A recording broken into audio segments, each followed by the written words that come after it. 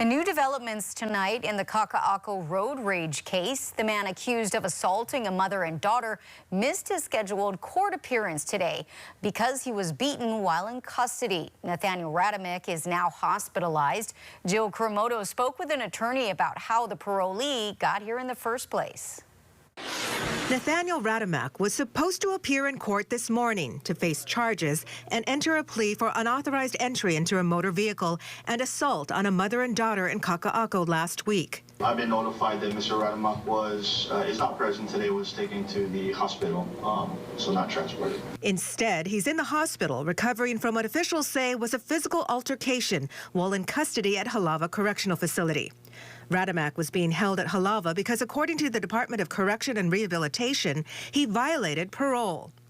What's drawing national attention now is not just what happened on that Kaka'ako street, but what happened before. Radamick has a history of road rage attacks in California. He was convicted but was released after serving less than a year of a 5-year sentence. He then somehow had his parole transferred to Hawaii. This is what happens when the criminal justice system fails victims, which it did in California, and now, a young mother in Hawaii is paying, as well as our clients have paid the price. Attorney Gloria Allred represented several of Radamick's victims in Los Angeles and says the rights of her clients were violated when they were not notified of his plea deal prior to his early release. Many of the women who allege they were victims of Radamick were never told what their victims' rights were, including the fact that they had a right to know so that they could weigh in on his plea deal.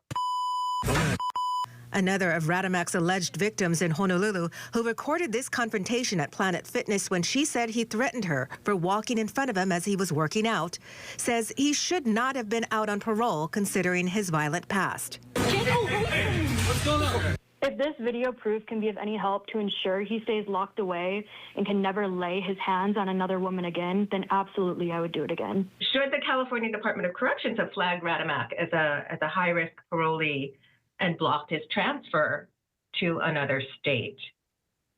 I don't know why they didn't. It seems as though it's yet another failing in this case.